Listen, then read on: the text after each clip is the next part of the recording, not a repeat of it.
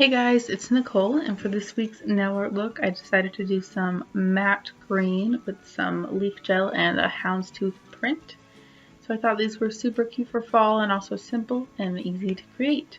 So I started off with Madame Glam's Heart Attack, which is the dark green color, and then I also used Madame Glam's Perfect White as a base for the houndstooth.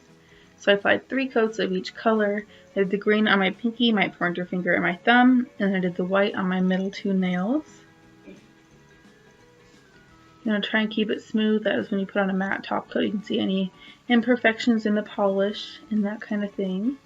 And I just cleaned up polish that got on my skin as I went along. And then I removed the tacky layer from my white nails so I could apply my Bliss Kiss latex barrier.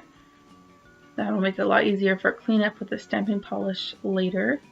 So just put that around your nail. And then I'm taking BPL008 for this houndstooth print, which I just quickly stamped on my middle 2 nails. And then I removed the latex and then grabbed my cleanup brush just to clean up any of the polish that's left on my skin.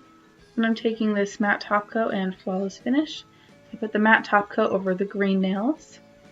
And you just want to, be careful with that so it doesn't get streaky. And then I put the Flawless Finish over the white nails. So I had a mix of the shiny and matte finishes, which I think is kind of a classic fall style look. So once that was all applied, I cured it for 45 seconds actually. I'm taking this Vitro Silver Leaf Gel.